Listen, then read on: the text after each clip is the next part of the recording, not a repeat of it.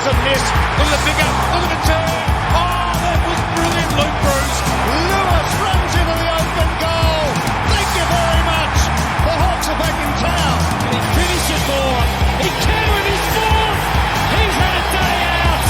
Scrimshaw, half the seas, went for home and nails it. He'll just set it up, looking for the high flyers. And Sicily soaring through the skies for Warpino to finish it all off. We're counting down to the biggest clash on the footy calendar, the AFL Grand Final. But before we get there, we thought we'd hit record and get to all the Hawthorn news that's been floating about this off-season. There's plenty to unpack, so let's get down to business. Welcome to another edition of the Hawk Talk podcast. Thanks for tuning in. My name is Nick Mason, and with me as always is a man who missed a pretty fun evening at Crown last night. G'day, Tiz. G'day, mate. Yeah, you were buzzing. And why wouldn't I be? The reunion of the 2013 Premiership side at Crown, the site of the Brownlow the evening before. Have they cleaned it up yet? I hope so. How were the bathrooms? I mean, the Palladium itself was dimly lit, so if there was anything meshed into the carpet, I couldn't see.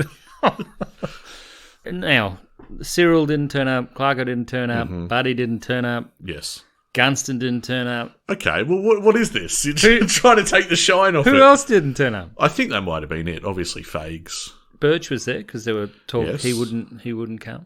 What were the other line coaches there? I don't know. I was mostly keeping track of the players because I think every other player was there, but the ones you've mentioned. So I did see the end of the night. They sing Horses. Yes, led by Brent Guerra. Yes, that's right. I mean, just when you thought the evening was over, because the lights had come up and the house music was playing, you thought, all right, well, that's the end of the ceremonies. It's the end of the evening. So I want to know, did they mention the guys that weren't there? Well, Alistair Clarkson got a nod from, I think, Gowers from memory, but there wasn't anything pointedly said about Cyril.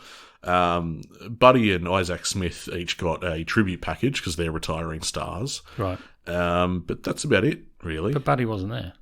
No, Buddy wasn't there. But you mean like a highlights package? Yeah, that's what I mean. Right, yeah. They put together like a montage. It was quite good. Would have been good to see Izzy. It was. You know what? That was one of the highlights of my evening. Because it's like he's back. I can feel good about this again. and everyone has a bit of a joke. Abby Holmes is talking about, you're at that other mob and we don't mention them by name. It's a bit Harry Potter, really, isn't it? Yeah. But, it was really good. And just that smile, that damn smile. Yeah.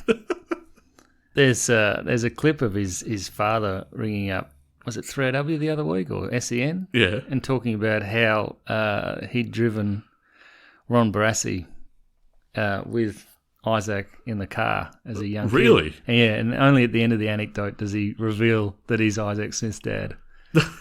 and Ron was telling him everything you need to know. Isaac would have been about 12 or something. Yeah, right.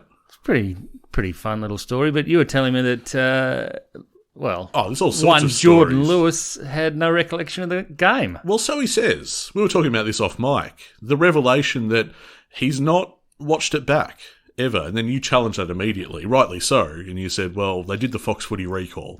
So he's seen it at least once. And I went, okay, right, I didn't think of that. But you should have challenged him when he said that. You're like, call it out.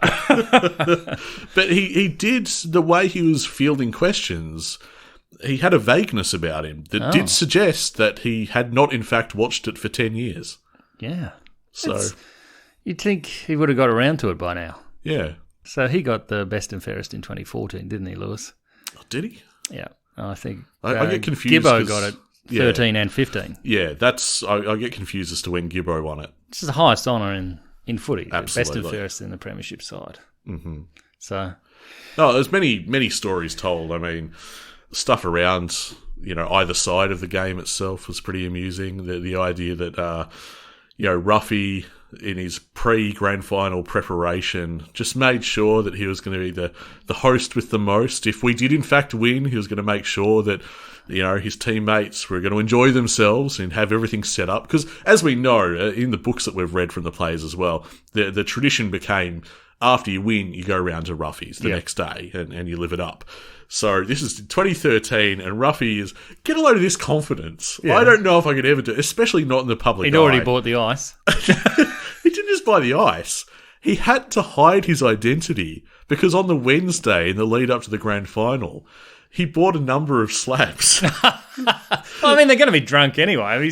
Well, I suppose I'm sure so, they but... drained a few slabs after 2012. Did 2012 get a mention? Oh, of course, yeah. I think that was the first thing of the night, right? Which I didn't appreciate. Okay. Played up on the big screens, Hodgie's speech. It's a redemptive thing, isn't it? Yeah. What about the three-quarter... You mentioned Hodgie's speech. What about his three-quarter time speech? Did that get a mention? Oh, he got razzed up a fair bit for that. I hope they come back. Yeah. So he's like, look, it's been blown way out of proportion, what I was trying to say. I hope they kick the next 4 or something. Yeah, and something then like they that. did, you know. Of course they did, yeah. But also Birch doing a whirlwind tour of Tassie afterwards and feeling very sick, going way too hard, way too quickly. It sounds like a good night. Yeah, it definitely was. Yeah, many stories shared. Are they going to do it again? Well, they flagged it not only in the menu, which I sort of kept as a souvenir here. Yeah. On the back of the menu, you'll see here as I show it to you, down the bottom, what does it say there? Oh, to be continued. To be continued, and they had that up on the screens at the end of the night. So, yeah, they're absolutely doing a 2014, and I will be there because I thought it was fantastic. The food was great. They had footies in the centre of the table where they had imprinted on them 2013 Reunion. And you could purchase them, and they had way more than what was just on the table. So if they seemed to have run out, you could buy them and mingle with the players. Get signatures on the footies. Did you do much mingling? You know me, of course I didn't. Oh, didn't you? No, people don't realise this. I'm much more of an introvert than people expect, I think. So I didn't do much mingling, but... You didn't go up and try to tackle Smithy? See if he evaded you? I think he's still got it, mate. I think most of them are too quick for me, I would say. How is Brad Hill? He was a lot of fun. He's a very bubbly character. He's incredibly bubbly. Yeah, he was one of the guys brought up on stage in the second segment, and they all are still... You know, that they play it up, this idea of, like, your mates for life. You'll always have this unshakable bond. Yeah. And it was absolutely true. They all seem like such good mates, and it's so fun and infectious to see. That's what success does, isn't it? Absolutely. And yeah, this is year 1. Yeah. You know, these guys have gone through another 2 years after this. I would say the MVP of the night, undoubtedly. Can you guess who I'm going to say? Lake. Correct. Yeah. Brian Lake is just beyond exceptional at these events. Is he? I would say. I can't wait to see him back for the next 2. Well, he arrived at the start of that year and was detained against his will by the police in, what was it, February? January. Yeah, it was quite early on. Yeah. And then he had to front the leadership of the club. He arrived quite early to the event as well. To the extent that like I was waiting around with my dad, and he was moving into like the players area where they congregate first before they get shown into a rousing reception. And Brian Lake was one of the first, and he seemed to look almost directly at me. Oh yeah, and give a thumbs up. And there was no one behind me. Must have recognised you. I don't know what that was. There was no one behind me. There was only a wall. And it was like literally the thing, and I'm miming listeners. I'm like, you know, pointing at myself and looking around behind me going, was that for me? Who was that for? There's no one else around me. He's looking directly at me. This will be after you retweeted all those Brian's bargains. It's probably identified you off that. Maybe. Anyway. That's not still a thing, is it? We can bring it back. Bring it back any time. It was a very fun night. And, it gets you in the mood for the game, for the big clash, and the week that it is. I'm really looking forward to it. You're looking forward to Saturday? Oh, yeah, in a sense, you know. Whose side are you on? Why don't we save that to the final minutes of the podcast? Because I'm still like Tom Mitchell, Fags, Gunner's not going to play, so, you know, Collingwood, ABC, all that kind of stuff. Yeah, ABC being? Anyone but Collingwood. Yep, correct. Or Carlton. Could have been in a dreadful situation if Carlton had won because ABC wouldn't be able to do it. Well, I'd be down to Bunnings and I'd be buying some 2x4s, hammer, nails, and board this place up. Just not knowing what to expect from a Carlton Collingwood Grand Final. And, you know, my friends would say, well, Nick, you don't live anywhere near the MCG, so you'll be okay. And I said, you don't underestimate what could happen. Yeah, well, what could happen to Fitzroy because they're right in the middle. That's right. Oh, dear, oh, dear. But we're getting well ahead of ourselves. We're talking about the reunion. The night before, in the same venue, the Palladium, was the Brownlow medal. So the bookies got it wrong. They had Sicily out-polling Newcombe. And Newcombe he polls extraordinarily well for a bloke who's in a bottom three side. Yes, finished with 18 votes, Sicily with 12, Warple, I believe, with 11. But of course, the talk of the night was Frost with 2. Against North in round 3. Yep. And he did. He had a good game. He got above 78% disposal efficiency and touched it like 19 times. It's not quite, Jason Horne-Francis's game that got 3 votes, or Lockie Neal's game that also got 3 votes. Cameron was a little unlucky, kicking 7 goals too. But had he kicked 8 goals one, I'm sure he would have got the 3. He might have deserved a mention. Yeah, just an honourable mention. One of the weirder Brownlow accounts I've seen, and I don't really care about the Brownlow too much. People are losing their minds. Yeah. Because there's one, Machito, and they got him mixed up with another player, and then Amati is off, is like tactical sub after half time, and he still gets 3 votes to the game. And quite funnily, the whole Sydney Swans crew at the table react excellently, and as they should, to that news that he got 3 for that effort. Some of the reactions towards the end of the count, Goulden getting 1 vote, and he got, what did he get, 42 and 2 goals? Yeah, and the look on his face is just like, you are kidding me. and so was Petrarca, Petrarca. But he beat Sydney after Goulden's effort, and he doesn't poll. Yeah, absolutely crazy. Oh, it's just, So, and then, of course, we had the storyline of Nick Dacos, who could have got 45. He would have won in a canter, if not for the most terrific tag of the season. Well, I mean, I'm pretty sure that Lockie Neal rang James blank just to sort of say thank you very much. Well, it would have been due because that's what caused it. I mean, the tag was more significant than anyone knew at the time. This tag from Finn McGuinness forced him forward. Yep, and then crunch. I mean, you're not to know that that's going to happen, but that's how it played out, and hugely significant turning point in the season. You would have noticed that opposition supporters came for me over that. Have you noticed? Because I run the social media, so I don't know how much you're plugged into this. I've had a hell of a week on Twitter. Have you? Oh. What, the Collingwood people? Well, okay. So first of all, it was Mackay, and we thought we had the good oil. Don't bring this up. Because I and a number of Hawthorn people were absolutely certain, given the difference in the offers, and we chucked everything at Mackay. Yes. Let's get this correct. Let's get this straight. We chucked everything at him, and we didn't get him. Yep.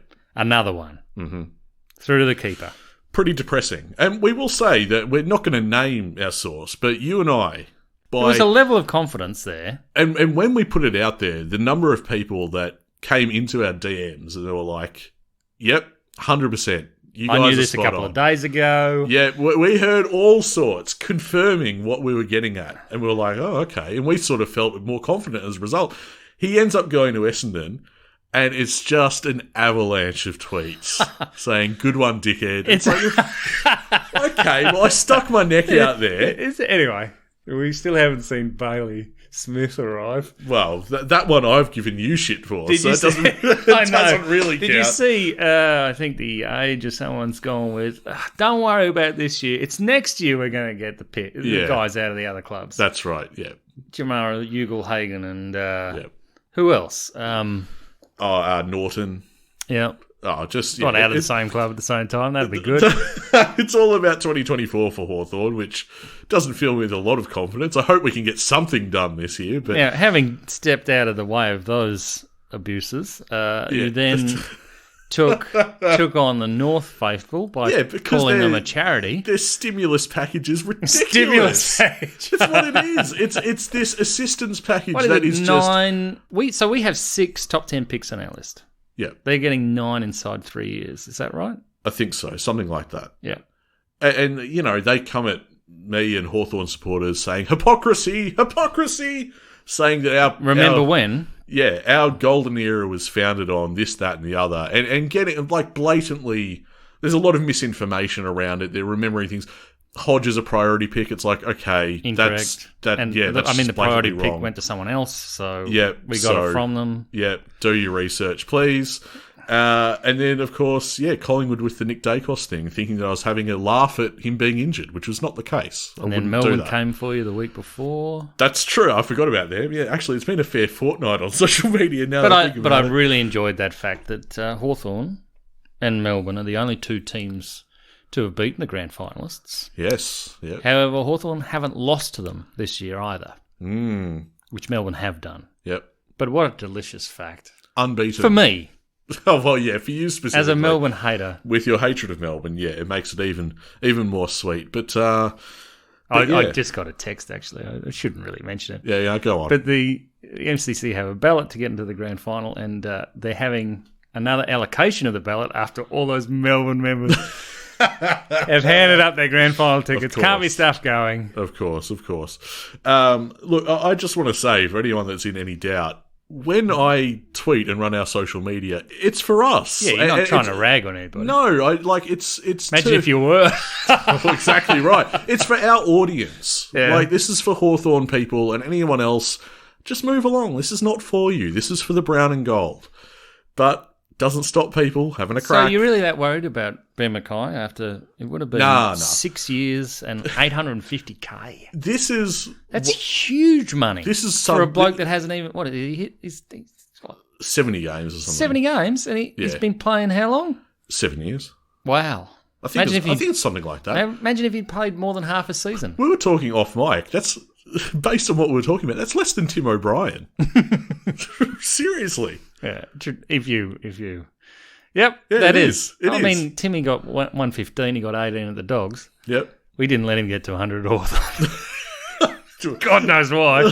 Anyway, but this is part of what I took issue with, is when the Mackay stuff, it turned out that he's going to Essendon, and then all these Bombers fans were like, oh, you wanted Ben Mackay so bad. I was like, I think I was kind of on the fence. Like, nah, you wanted him. I'm like, I'm pretty sure he has really bad knees and hasn't played much footy, and he's shockingly lazy sometimes. And I was structurally and theoretically, I thought he might be. Speaking of lazy, Mabior Chol, everyone's onto him. Well, apparently Hawthorn are in the race for him. But I was going to say, through what I've heard, it won't be much of a race. It's pretty easy to catch Mabior Chol if he's been denounced as lazy by a lot of Richmond faithful. Yeah, this is put to me that it can't be a coincidence that Hardwick becomes coach of the Suns and he's off again. And Chol is out. I wonder if listeners can tell we're a little bit all over the shop because we haven't done this in about a month. I feel like we're kind of excited to be back doing it. Oh, it's good fun to finally debrief all this stuff. I can then let it go. Exactly right, yeah. There's a lot that's happened. We had the VFL Finals campaign, of course, which wasn't straight sets, which is nice. We had one... they were determined that up on the Gold Coast, the Hawkers, they were very determined. Nothing seemed to go right. Yeah, no, they put in, and we had one stirring victory over the Dogs in the final series. That was a brilliant win. Our defence was found out. Definitely. And look, I called it months ago. I said Gold Coast and Werribee. And honestly, I thought Werribee would win the whole lot. I was surprised. But Gold Coast are bloody good this year. It makes you wonder why their senior side is not much chop. Because their VFL side is ridiculous. Have you seen the draft picks? Yeah. So, after GWS did what they did, I went through their list. And they are just chockers of talent. Chock full of talent, they are. And so are Gold Coast. And we have the least talent, given the picks, on the list out of any club. Yeah, I think we did remarkably well. And hats off to Little John, honestly. The way the year started, where Benny Cavara does an ACL, and I'm thinking, geez, that's a huge blow. Yep. How are we going to cover that? Turns out we cover it pretty well. And not always the same way. Week after week, different guys would bob up. Found different ways to goal. It ended up getting Brandon Ryan. It gave us another look, another dimension. Fergus Green, just when you thought, he's in a bit of a down patch here, he'll bob up and kick 3 or 4. Yeah, it was a very entertaining year. He's an interesting spot, Green, because not announced in the departures. Okay, well, let's get to the departures that have been announced so far. because of that side, the Box Hill side, the guys that were regularly featuring, O'Hara's gone. Apparently that was a mutual agreement where O'Hara was happy to go back home anyway. Right. So they've come to terms on that. Josh Morris, his papers have been stamped. Emerson Jecker is the one that I'm disappointed by. So Cossey's requested a trade to Richmond. Yep. And now we're dumping Jecker. Yep. We're after Chol, who's by no means obviously an AFL footballer.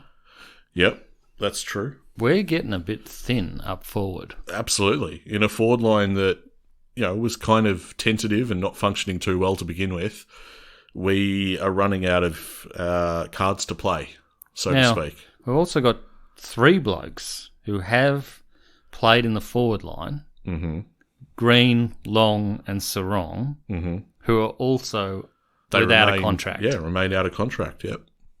And then there's Bramble as well.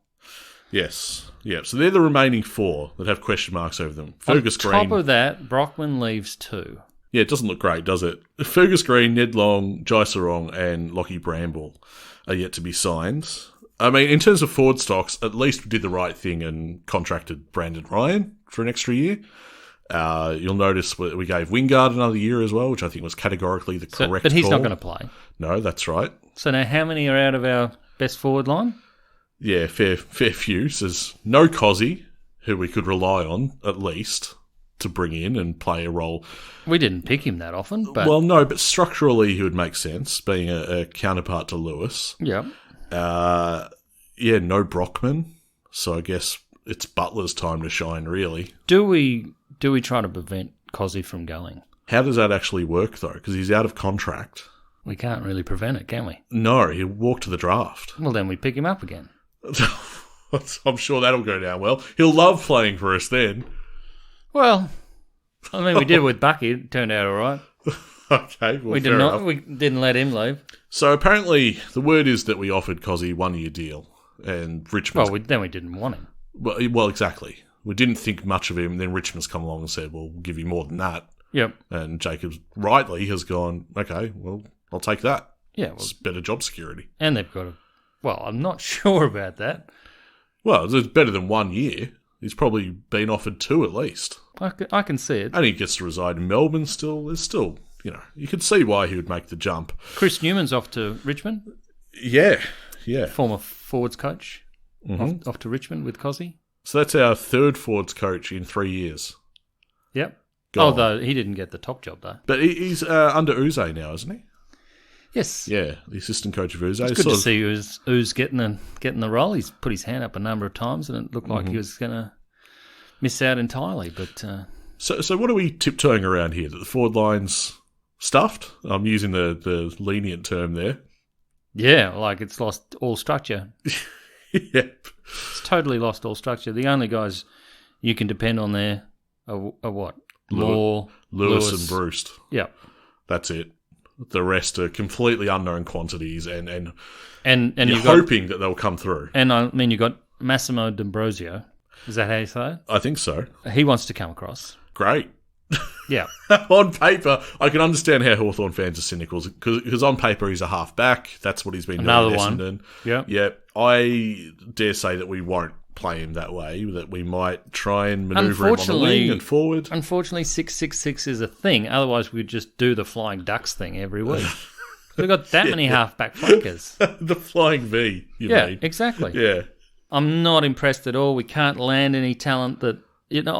I heard Sam come out and say we're going to look at players who, we're going to be selecting offcuts, basically. So it doesn't inspire that much confidence, does you it? don't call them offcuts when you're Sam, but that's... That's, your words. Yeah. Well, that's what it's come to. We're trying to make the best of what's in front of us this off-season, and it's... Look, something I said to you, because if you don't mind me saying, when we were talking about it last week, you're a bit down about it. You're a bit down about how the off-season was playing out. And so was I, to be fair. But I was trying to remain optimistic. And what I said to you was, mate, yesterday, Cozzy wasn't headed to Richmond. 24 hours ago, that wasn't even a thing. We're not even beyond the grand final yet. all of a sudden things can change. Something will blow up, a news story will break, and all of a sudden it'll start looking a little bit better. You think it's going to get better or it's going to get worse? Well, either way. I don't know. I'm just saying that anything can happen. And that became true. And not that I'm putting that much faith in this, but, you know, Massimo... Mid-season draft pick. Yeah, Massimo D'Ambrosio, he wasn't on the radar, and then he was. Someone has chosen Hawthorn that we didn't see coming at all. All I'm saying, Tiz, is that can happen again. And it might be someone good. You just don't know. Righto. I know it's annoyingly optimistic. And it's blind faith, I'll admit that. It is. It totally is. Yeah, I accept that. So anyway, he's the only guy linked to Hawthorn at this stage, unfortunately. We had a question from... And it's quiet. Like, there's no whispers either. Oh, absolutely. Yeah. All the players that we were linked to, that's all been accounted for now. Yep. We have nothing left. So, I mean, we'll keep our ears to the ground, but at the moment, it's... And DGB is going nowhere. Yep, DGB's staying put. Hawthorn's not dealing with him, so one more year on the contract to see what he can do. We had a question from Glenn here. Thoughts on the D'Ambrosio trade and how he fits into the current squad? Do we have to trade for him, or do we just let him walk to the draft? You know, I mean, could do. Yep, could let him walk. We only have to worry about West Coast or North picking him up. Yeah, I think so. West Coast are already taking Brocky, probably. Yep. We won't get anything for him. No. Dodoro's been sort of pushed to one side, so we shouldn't have to deal with him to get Massimo across. Dark days. Dark days. I wasn't ready for that to be over. Speaking of behind-the-scenes personnel, Brett Ruddin's back. Hooray! That's the best news we've had in the last month, probably. Absolutely. Head of Coaching, Performance and Development. So he's going to be a mentor figure for coaches coming through the ranks. Yeah, so he's in charge of Sam. Is that how I read that? I think you'd collaborate with him at the very least. Don't know about in charge of. Well, if people have a problem with Sammy and they don't want to take it up with Sam himself, they can go to Brett, right? Yeah, well, I suppose that could be a way of looking at it. Sure. Yeah. Well, he's got a lot of experience. Yeah. And he's got an emotional intelligence with the players that's something to behold. And he and Sam would have a fantastic connection, of course. Well, he's already been telling Sam what to do in the past, so... There it is. We had a question from Ian. Is someone affordable or gettable like Dougal Howard an upgrade on Frost? Or would another 12 months of Frost cover development of Blank, McCabe and Weddle? So Frost is still embedded in the best 22. Mm-hmm. And you might see him go forward. Oh, dear. Well, I mean, look at your options. I say oh, dear because I'm expecting that you might be right. Yep. I think that will get tinkered with, to be honest. I've got some miscellaneous questions here. Could Mark Pittonet have thrived if he had remained at Hawthorn? No. And the reason for that is Carlton have the best inside mids and a couple of very good outside mids in the comp, and he would still look just as slow at Hawthorn as he looks quite well-timed. I wouldn't say he looked fast, yes, but he certainly doesn't get exposed for pace. Yeah, I'd agree with that. This question from Ross, how do you rate Andy Gower's first year? I think his first big test will be our fixture for next season after this year's debacle. Can we get a Friday night game, Andy? What can you do in that space? I'd love to see it.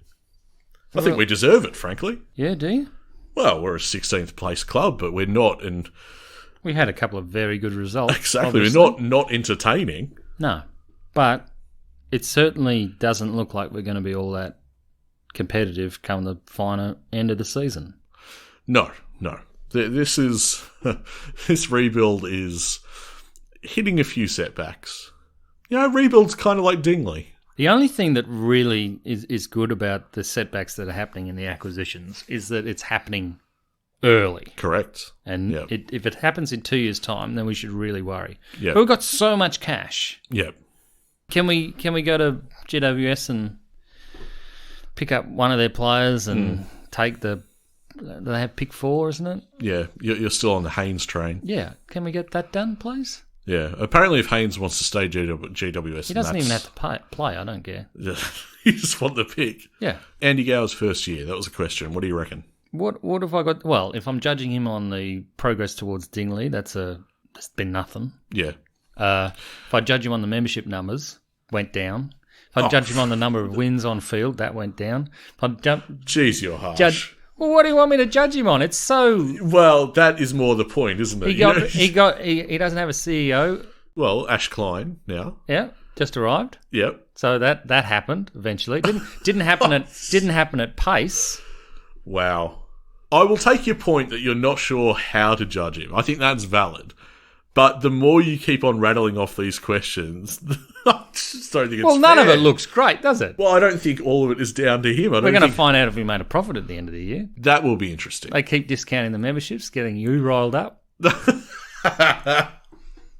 I think it's unfair to lay all of that at his feet. I think the Dingley stuff, it sounds like Dingley, a lot of that is sort of spiralling out of our control, which is concerning. What about the feelings? What about the feel-good factor of Gowers? What do you think that is? Well, I was going to say that I feel a lot better with him at the helm. I think it's refreshing that we don't have a president with his... Has he done the openness thing that you thought... Yes. That he said he would? Yes, I feel like he's been very open, and when he's done so, he hasn't had his foot in his mouth like the former president. When he speaks, it's usually worthwhile, and it's measured, and it's sensible. And pertinent to Hawthorn? Yeah, well, it's just, he's a cool head, and he's steering the ship pretty well, as far as I can tell. I don't think you could judge him on 1 year anyway. And I'd say that you're probably right. And I think that a lot of the trajectory of those things that I mentioned was set already. Yes, I'd agree. Okay, but we've still got to get that money that he promised, of course, in that little campaign. But apart from that, what are you talking about? He promised there'd be a lot of money coming into the Dingley development. So I believe they're going to have their hands out again for that too, because we've had so many setbacks. Probably, yeah. The AGM's going to be interesting. Yeah. Oh, yeah. We're going. Well, I plan to. We've got a date too, don't we? We've got a date for that already. And, off the top of my head, I can't remember. It's December 10? Nominations. You can nominate. Can we nominate you? No, you're not doing that. You got enough time in your schedule? No. The way this edit's going, how long is this episode? I don't have time for anything else for the rest of the year. Bloody hell. AFLW. 1 win, 3 losses. Hell of a win. Enjoyed that against the Dogs. Yeah, that was good. Round 2. But 3 losses have been pretty underwhelming. Mate, we played Melbourne. Yes, well, that was one of them. That was a dreadful matchup. We were never going to get anywhere near them. Freo was tough. Clear. Essendon was tough. We kicked a really good goal against Melbourne, though. I did enjoy that. Mm-hmm. So the only one for the day. Then we went to Freo. Well, before that, went to Freo, and the first round was Essendon. We've got Brisbane this week. I'm wondering what we did wrong. Well, but I'm wondering where our next winner's coming from. And that sounds awfully pessimistic. Look, they're a very young side. They do move the football a lot better than they did last year. Correct, which is why I'm somewhat disappointed. I feel like we're a better side, but... We're better from where we were, but we were already behind, so we haven't caught up. Yeah, I suppose so. But our Brisbane recruits have been good. Oh, absolutely, yeah. Huge tick in the box for those. Why don't we go and recruit some out of Melbourne just to weaken them?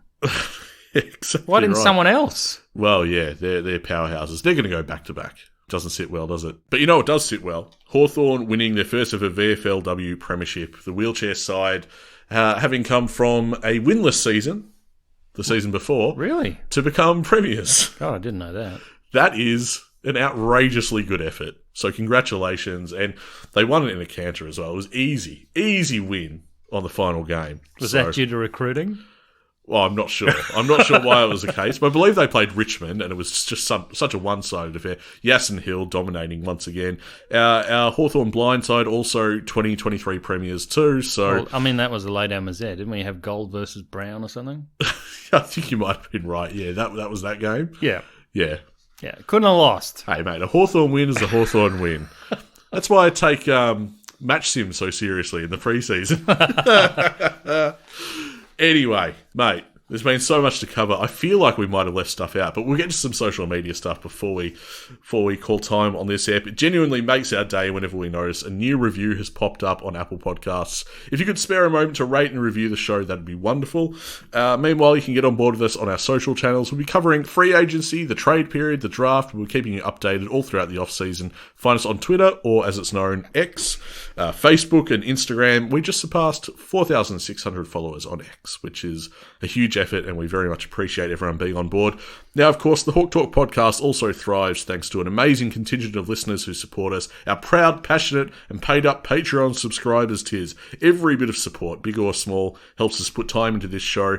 Now, if you're out there and weighing it up, I'd really love for you to join us. There's a whole archive of bonus content for your listening pleasure, as well as some new stuff coming this week. So, hop on board, support the show.